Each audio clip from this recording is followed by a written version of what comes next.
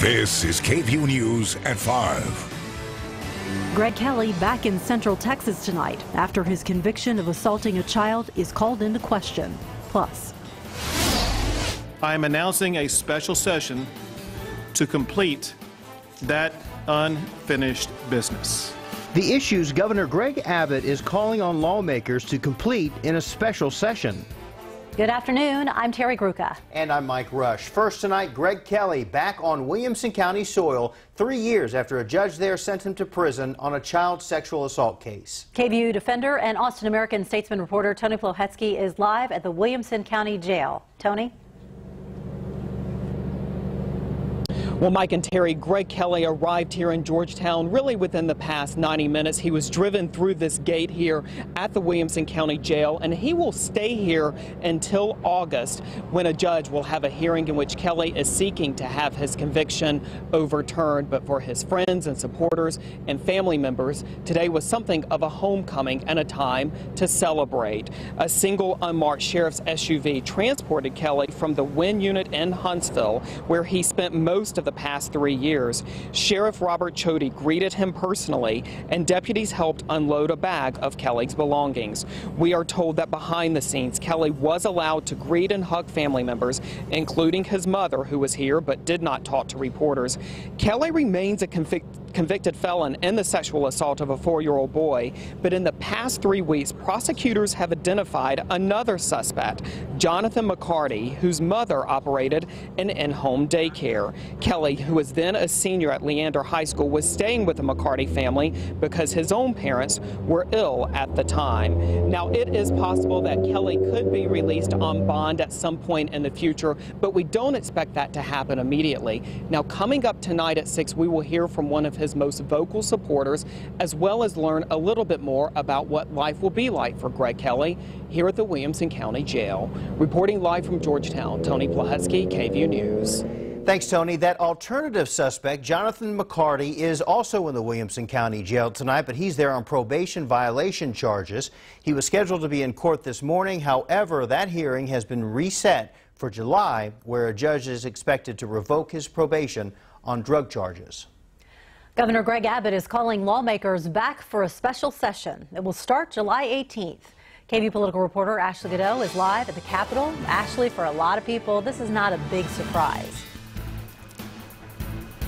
Terry, that's because lawmakers failed to pass a sunset bill allowing the Texas Medical Board to continue operating.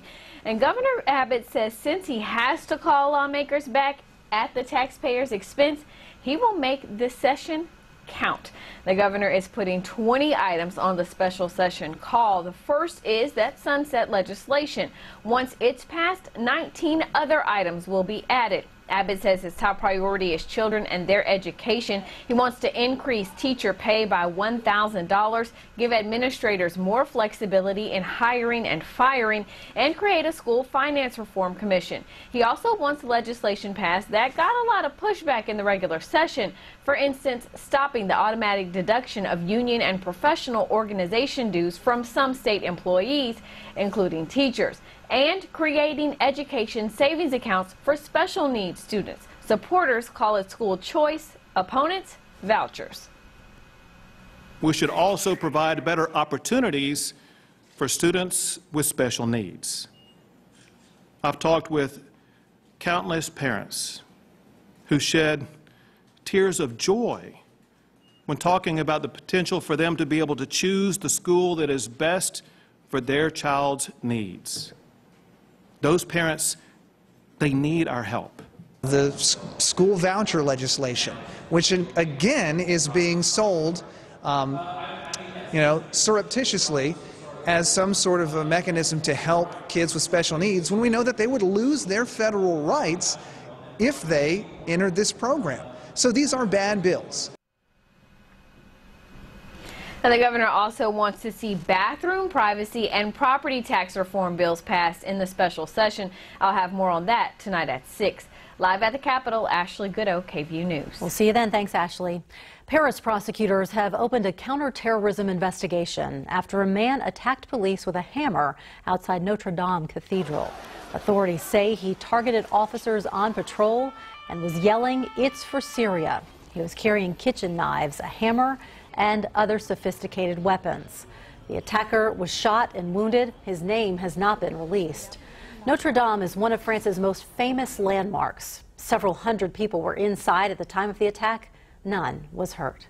Now to that deadly attack in London over the weekend. British authorities are facing backlash after new information that one of the men who carried out the attack was a known extremist. This 27-year-old said to be the leader of the trio of terrorists behind Saturday's ruthless rampage. Karam Butt was also featured in a documentary on Britain's Channel 4 called The Jihadis Next Door. Neighbors alerted police about his extremist views, and he was the center of a probe in 2015, but British authorities concluded he was not a threat. We always ask ourselves, well, should we have known? Could this have been prevented? It's a wave of terror. This spate of attacks really shows what the UK and Europe more broadly are up against, with all of the individuals who are radicalized and prepared to carry out this type of attack, at least inspired by ISIS. Butt and two other men carried out their attack Saturday, mowing down and stabbing people. 7 people died, nearly 50 others were injured. As Capitol Hill gears up for fired FBI Director James Comey's testimony before the Senate Intelligence Committee, the president's sons are coming to his defense in an exclusive interview with ABC News. It's the greatest hoax of all time. I was there throughout the campaign. We have no dealings in Russia. We have no projects in Russia. We have nothing to do with Russia.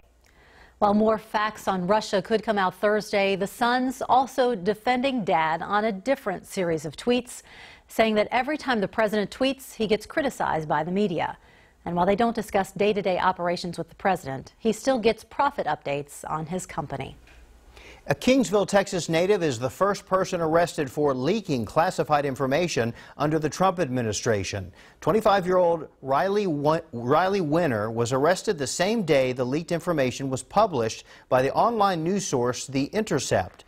Winner, a military veteran, NSA contractor, and part-time fitness instructor in Augusta, Georgia, is accused of leaking a top-secret document detailing a 2016 Russian military intelligence cyber attack on a U.S. voting software company.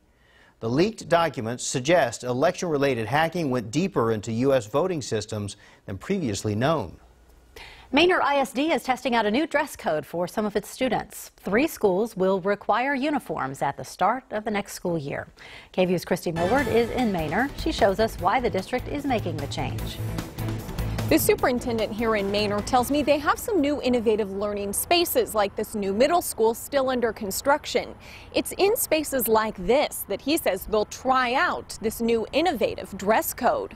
Empty hallways, a cleared out cafeteria, and chairs stacked up and put away for the summer. But when it's time for students to come back here in Manor ISD, some will be walking into a new dress code. Superintendent Royce Avery. With less distractions, that really helps kids to stay on target. They'll test out the uniforms in 3 different schools, in Manor Middle School and 2 new schools set to open this fall, Lagos Elementary and New Tech Middle School. We're going to pilot a couple of schools and really to see if it makes a difference in the campus climate, what kids are concentrating their time and efforts for. Avery says it will be up to each campus to decide the exact uniform.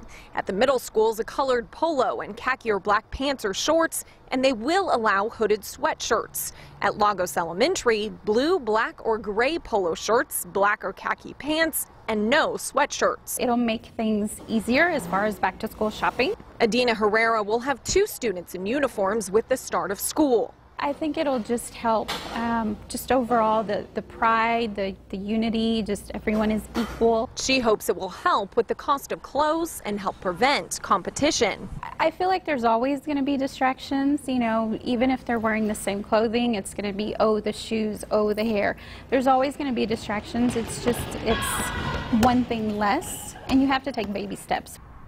This is one of the first districts in our area to implement a policy like this. We did speak to several other districts, and a few told us they have looked at a policy but didn't follow through.